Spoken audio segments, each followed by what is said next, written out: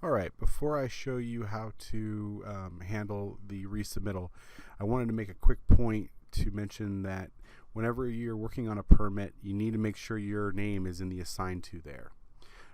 This is important because any revisions that they submit, you're going to get an email notice based on that.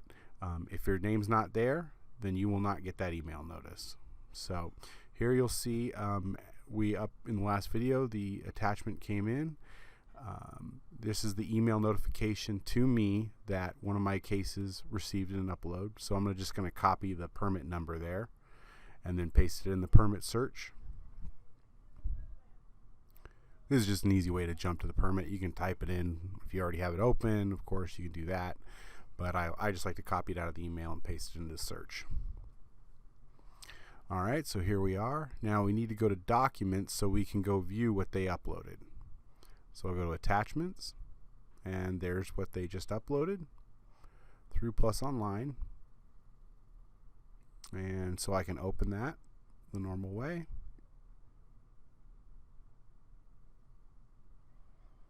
And there's the supposed exhibit that's been submitted. So I'll go ahead and close that. We're going to assume that it's all good and that we're ready to move on to approve the received submittal and to kind of move on to plan check.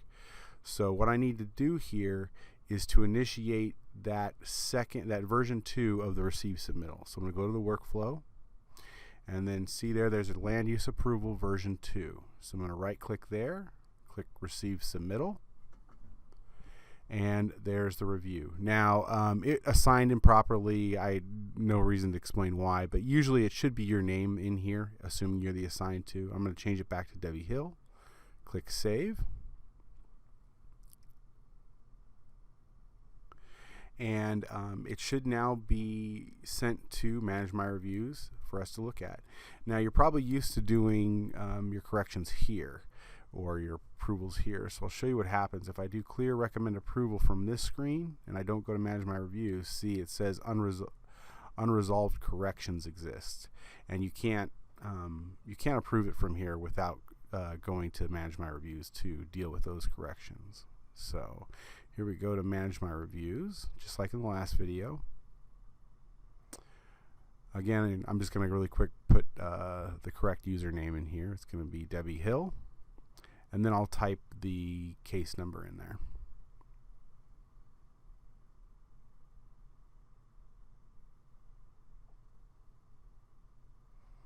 Search, and you'll notice that 2 reviews show up here. So that one that says corrections right there that's locked, that is the original review that we did. We're not interested in that one. We're interested in this one, the pending review. So if I click that little filter and select pending review, see, then I'm only going to show the pending review one, that new one. It kind of makes it a little easier to view. So just like before, I click the little plus icon. I can, you can see if I go ahead and try to clear the condition, again it's gonna, or clear the status, it's gonna give me that error notice again. So before I clear it, I need to resolve the correction, and I do that by checking the box for resolve next to the correction.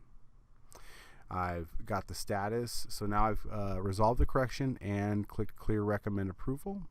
I'll save, and I'm going to go back to the permit to show you what that did. So I'm going to go ahead and click refresh.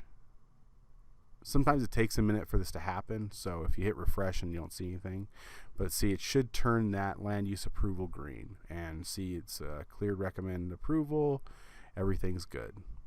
At this point, you'll do all your cleanup work, change the status to pending review, or I'm sorry, payment pending, assess the fees, start the invoice, and email the applicant letting them know they can pay. So that's how you deal with Manage My Reviews.